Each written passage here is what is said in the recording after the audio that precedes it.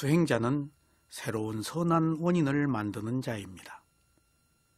선한 원인을 만들면 반드시 선한 결과가 있습니다. 수행자는 인습적이고 전통적인 기존의 고정관념으로부터 벗어나서 사물을 있는 그대로 알아차려야 합니다.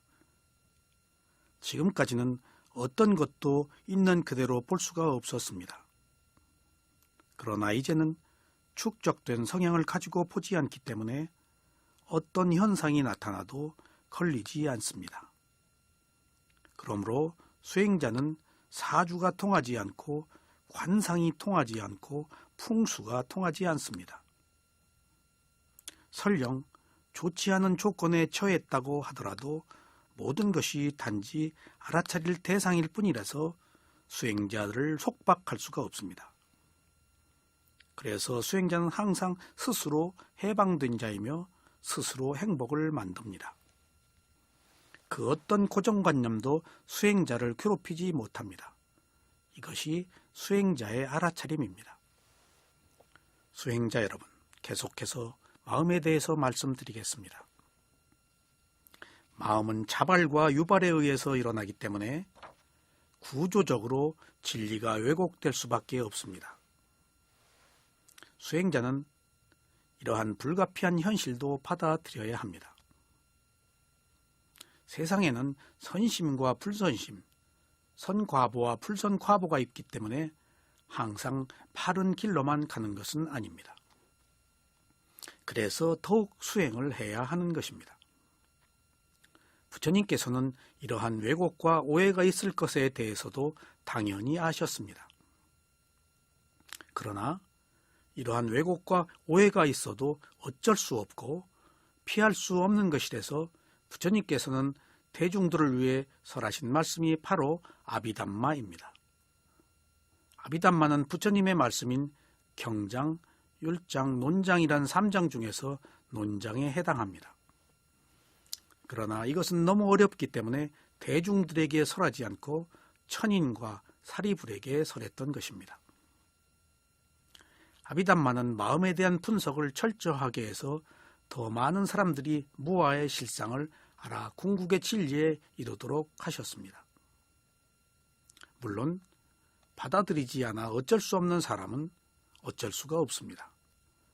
그러나 선업의 인연이 있어서 다소의 가능성이 있는 사람에게는 이러한 분석을 통해서 바른 길로 인도하고자 하는 의도를 가지고 부처님께서 말씀하셨습니다. 진리를 바르게 알기 위해서 역대의 모든 추석가들은 일관된 방법으로 추석을 하였습니다. 이것이 4가지 방법입니다. 추석서에서 설명하는 이러한 일관된 분석은 오직 완전한 가르침을 위한 토대로서의 의미가 있습니다. 이렇게 분석을 해서 무슨 권위를 세우기 위한 것이 아닙니다. 오직 수행자들의 완전한 이해를 돕기 위한 것이 전부입니다. 이렇게 분석해서 다른 종파와 대립하려는 것도 아닙니다. 오직 수행자의 해탈을 위해서 분석된 것입니다. 추석서의 분석은 다음 4가지 기초에 의해서 정의하고 있습니다. 여러분들이 추석서를 읽으실 때는 반드시 이런 분석이 있는 것을 만나실 수 있습니다. 첫째, 대상의 특징에 대한 정의입니다. 대상이 가지고 있는 특징을 밝혀 분명하게 하는 효과가 있습니다. 둘째, 대상의 역할에 대한 정의입니다. 이것은 대상이 가지고 있는 보다 구체적인 역할을 설명함으로써 수행의 목적을 성취하도록 하는 효과가 있습니다. 셋째, 대상의 나타남에 대한 정의입니다.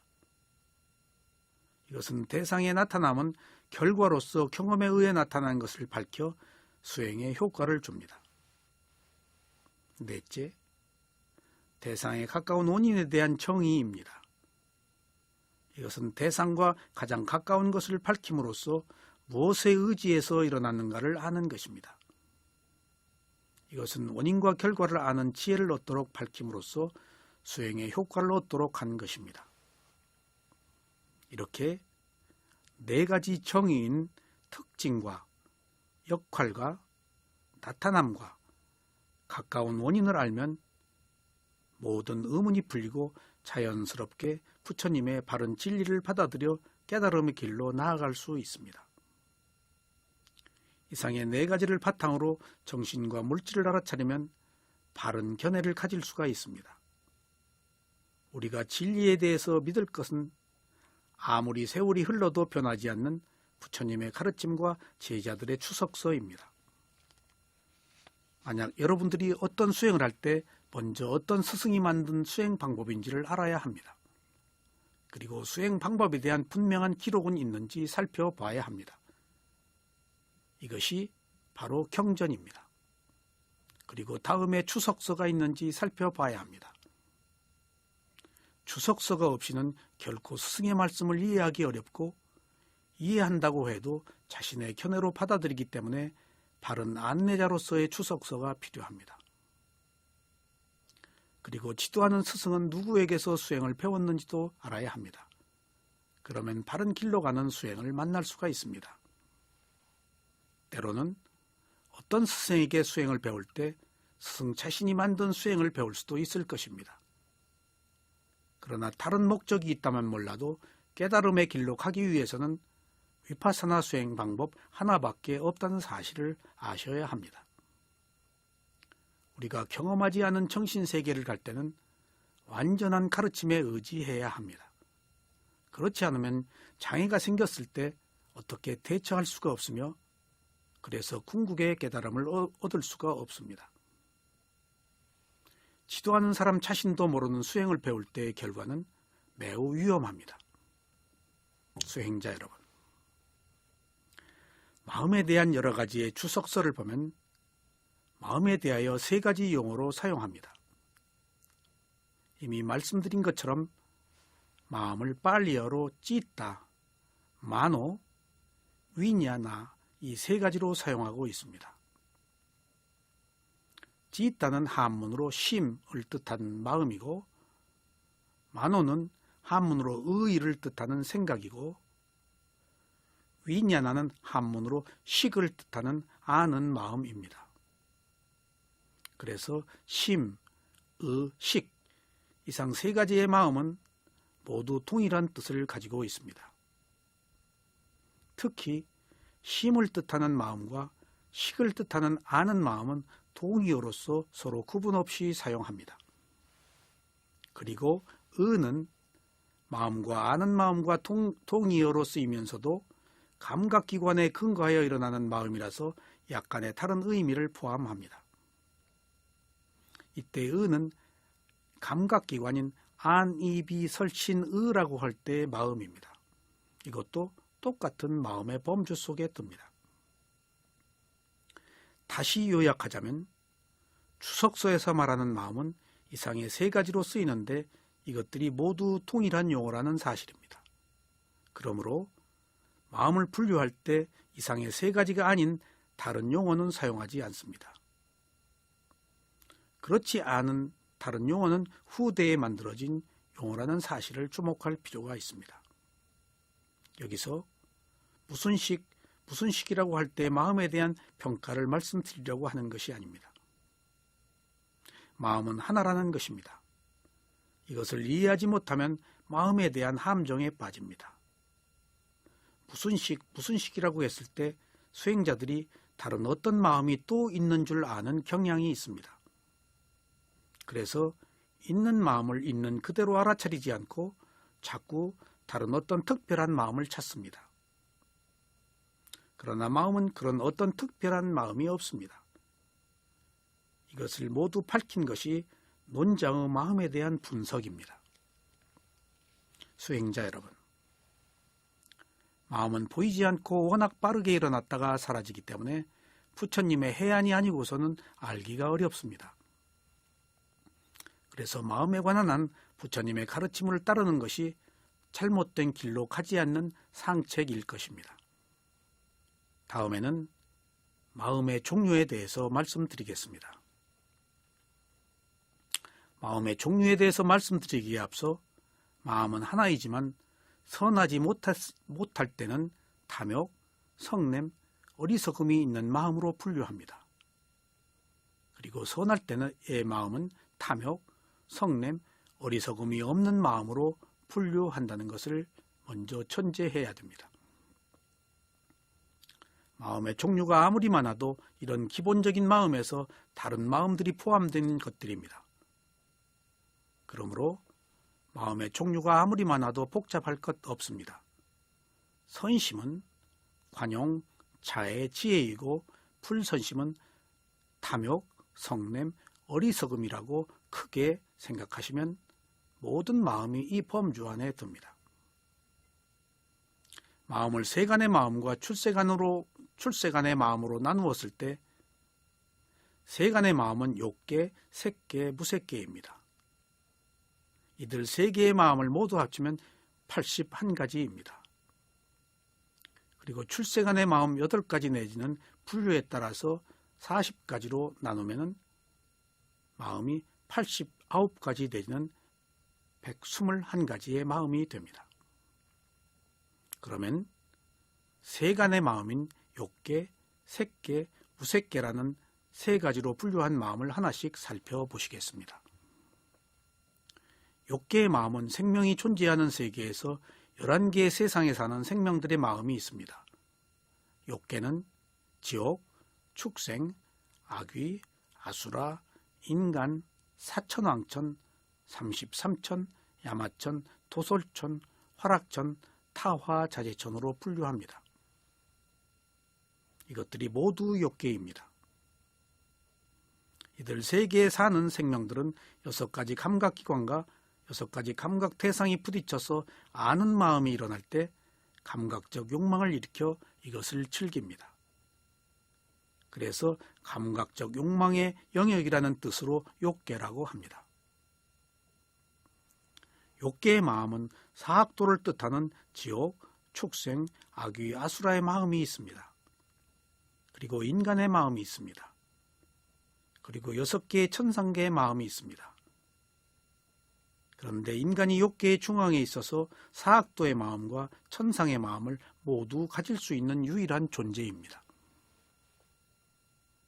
인간의 마음은 모든 존재들의 마음 중에서 가장 강력하고 가장 찬인하여 가장 큰 불선심을 가질 수도 있고 가장 선하고 가장 큰 선심을 일으켜 해탈을 할 수도 있습니다. 그래서 욕계의 인간만 수행을 할 수가 있습니다. 인간은 살아서 현재 지옥의 마음을 경험할 수 있습니다. 그러면 현재도 지옥에서 사는 것이며 죽어서는 지옥으로 갑니다. 그러므로 현재 인간의 마음이 다른 생을 결정합니다. 다음 생을 결정합니다. 반대로 인간의 마음은 현재 천상의 마음을 경험할 수 있습니다. 그러면 현재도 천상에 사는 것이며 죽어서는 천상에 갑니다. 이것이 인간만 선택할 수 있는 특권입니다. 이러한 욕계에 사는 생명들의 마음은 모두 쉬운 54가지입니다. 이들 54가지의 마음은 그 종류에 따라서 해로운 마음, 유익한 마음, 과보의 마음, 단지 작용만 하는 마음 4가지로 분류합니다. 그 중에 욕계 해로운 마음들은 모두 12가지입니다. 욕계 해로운 마음들 중에서 탐욕에 뿌리 박은 마음 8가지, 성냄에 뿌리 박은 마음 2가지, 어리석음에 뿌리 박은 마음 2가지입니다. 그래서 욕계 해로운 마음은 12가지입니다. 다음에 욕계의 원인이 있는 마음들도 18가지입니다. 욕계의 원인이 없는 마음들 중에 해로운 과보의 마음 7가지, 유익한 과보의 마음 8가지, 원인 없이 작용만 하는 마음 3가지입니다. 다음에 욕계의 아름다운 마음들은 24가지입니다. 욕계의 유익한 마음 8가지, 욕계의 과보의 마음 8가지, 욕계의 작용만 하는 마음 8가지입니다. 지금까지 밝힌 쉬운 4가지의 마음의 종류를 모두 밝힐 수는 없고 여기서 가장 먼저 말씀드린 욕계의 해로운 마음 12가지 종류에 대해서만 살펴보겠습니다. 이렇게 밝히는 것은 마음의 종류를 이런 식으로 분류한다는 기본을 설명해 드리는 것입니다.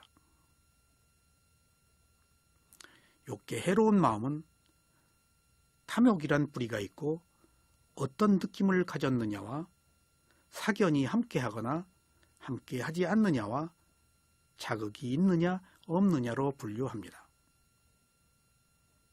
욕계 해로운 마음 12가지는 첫째, 탐욕의 뿌리가 있고 기쁜 느낌이 있고 사견과 함께하고 자극이 없는 마음입니다. 둘째는 탐욕의 뿌리가 있고 기쁜 느낌이 있고 사견과 함께하고 자극이 있는 마음입니다. 이상 두 가지 마음이 모두 똑같은데 마지막에 자극이 있느냐 없느냐로 구분합니다. 셋째, 탐욕의 뿌리가 있고 기쁜 느낌이 있고 사견이 없고 자극이 없는 마음입니다. 넷째, 탐욕의 뿌리가 있고 기쁜 느낌이 있고 사견이 없고 자극이 있는 마음입니다. 이상 두 가지 마음이 모두 똑같은데 마지막에 자극이 있느냐 없느냐로 구분합니다. 이처럼